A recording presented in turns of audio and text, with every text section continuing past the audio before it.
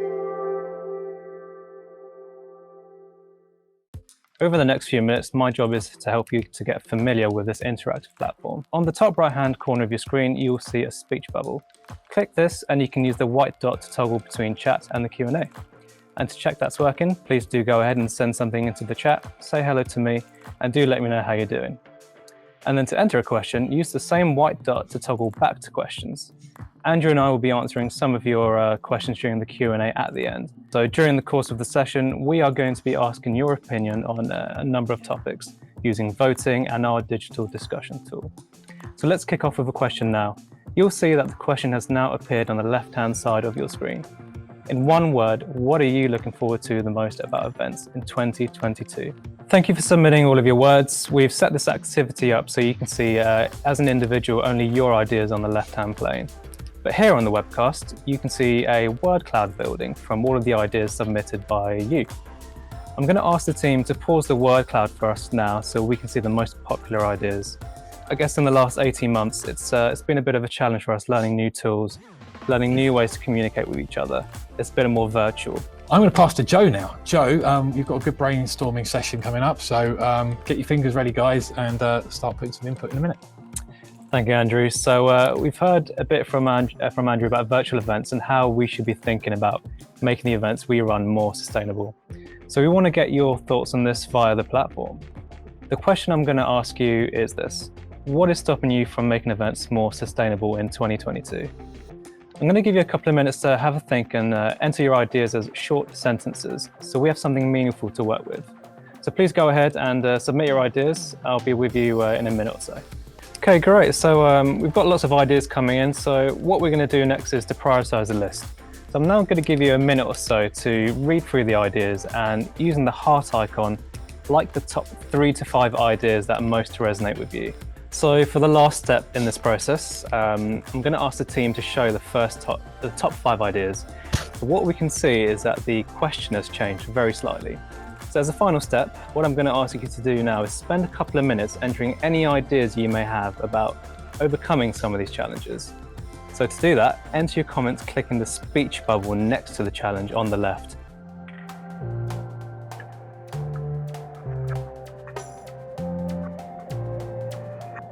Thank you all for submitting those. Andrew, you've been reviewing the ideas that have been coming in. So what are your thoughts, what you've seen so far? I mean, yeah, thanks, Joe. So first of all, tons of content to go through. So, the good news is we're going to have all this content to have a look back at after the session. So thank you so much for putting them in. One of the biggest highlights of my career is working closely with BP on the ITNS series in 2019. This project will be familiar to some of you, but for us, it was the biggest and most complex project of the year in 2019. The event was hosted in a number of locations, starting in London, Houston, Chicago, Malaysia, and finishing off in Germany. But what made this event special for us? Well, the technology we provided for this event integrated a number of our solutions as an all-in-one, seamless solution designed to maximize the audience engagement. The attendees registered for the event through our registration platform, and they selected all of the sessions they wanted to attend for the location they were attending. They were then invited via email to download the BP event app customized by the Crystal team and personalized to them, which included the sessions they were attending. The app was unique to them depending on which location they were attending.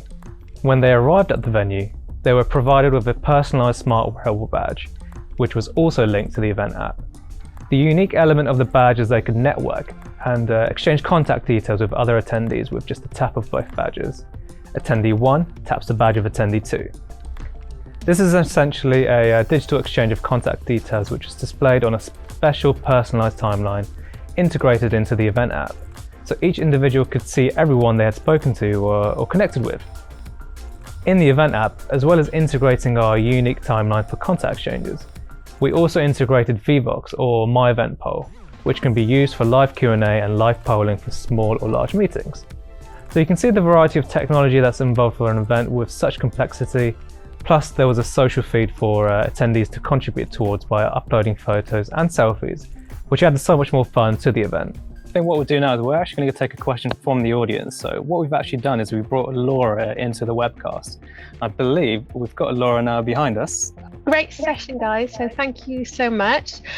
My question is in relation to data and metrics. What sort of opportunities and what's the availability to review that both during and after the event? So definitely we can, the platform captures a plethora of data. So we can see how many people have connected, how many people have watched the webcast. During the event, we can actually, what we call the engagement score. So we can capture an engagement score. And what that basically means is we can see how long an individual has stayed tuned to the platform. But there's so much data that we can capture. We've got sort of the polls, the brainstorming to sift through, and then post-event as well. So we can definitely provide a various amount of metrics in terms of reporting. I think our last question is, what is the lead time for setting up an event on this platform? Ideally, we say 3 to 4 weeks. That's to sort of get, we want to curate the content, so the branding, the sort of the speakers, the presentation. So ideally, we would say 3 to 4 weeks. So we know we definitely got what you need for the platform and what you want to aim for. So I'd say 3 to 4 weeks. But we did ask you a question in the website registration, which I don't know the answer to, so I've been kept a secret. Where would you like to see Andrew in this event? And we asked you whether you'd like to see me on the golf course, fingers crossed, whether you'd like to see on the beach, again, fingers crossed, or in a festive scene, which I don't mind, that should be good. So I know they're gonna, I think, flick through and see which is the answer here. So I do have actually a golf club with me though, because I'm ready to go. I know I'd rather be right now. So let's see where we're gonna end up. It's the festive scene. Okay, that means I've got to pick up this guy then.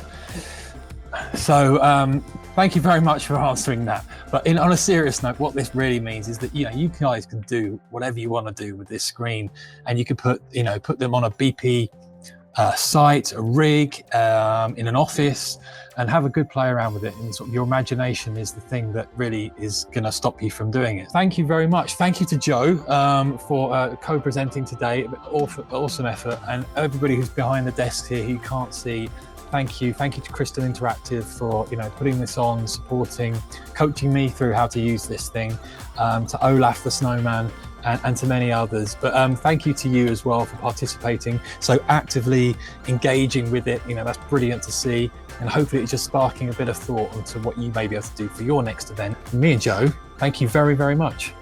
Goodbye.